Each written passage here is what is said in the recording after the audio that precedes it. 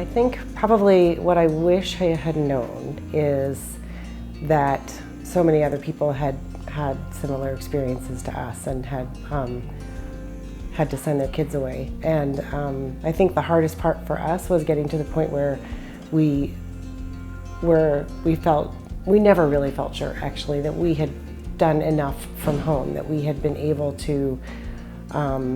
try to give her all the support that she needed while she was at home. I think that maybe we extended that time too much, and maybe we should have acted sooner and sent her to the program, just knowing that there is life on the other side of it, and that I think you get to a point as a family where you're trying to do everything you can do, pouring so many resources into figuring out how we could help our daughter at home, and then having her here made me realize that part of what we needed to do was to be able to break that pattern, that we were helping her and focusing on finding the right treatment for her rather than her focusing on what she needed to do to help herself feel better.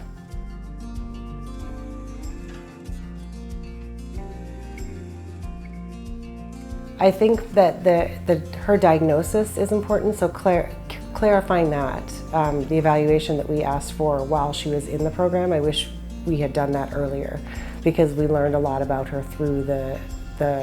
neuropsych evaluation that was done. And I wish we'd known that, because that would have probably determined her treatment may have gone in a different direction earlier on. So I do think it's important to find programs that specialize in what's going on for your daughter, but also knowing that it's not just one thing, and that there isn't, like specifically an OCD program that's going to help someone who has OCD, because that's often not all that's going on. I think having the relational piece here and the DBT emphasis was just, that was an automatic buy-in for us, because she already knew DBT, we already knew DBT, we know that it works, and it made sense to transition into a program that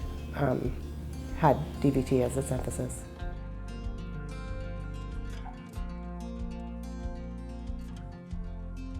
Because of the relational approach and DBT, and that we knew everything was here, that she would be going to school with the same girls that she was in treatment with, and because attending school and feeling comfortable and confident in herself at school, because that was a big issue for Libby, we wanted to make sure that she had a good supportive program to help her get back into feeling confident in her skills and education.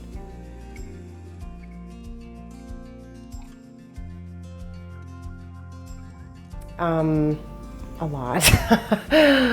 Probably as far as the research goes, just yes, to do your research, but also just know that what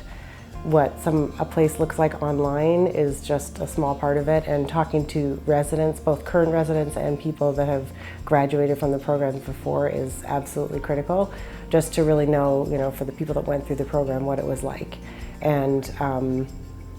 had I been able to do a physical visit ahead of time, I think that would have eased my anxiety in preparing Libby to go, because I just had no idea. I mean, we looked at the pictures online, but we just really had no idea what it was actually going to be like to be here. And if I had been able to do that, it would have been easier for me to help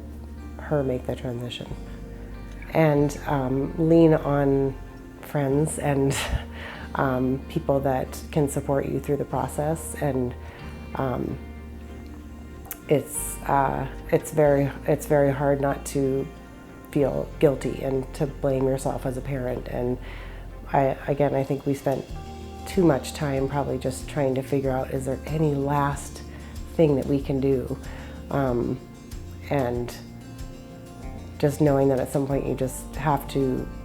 go with the plan, and you're not going to feel 100%, and you're going to walk away and just feel like it's all just very surreal, and make sure that you have your people lined up to support you when you get home without your daughter. That was very, very tough.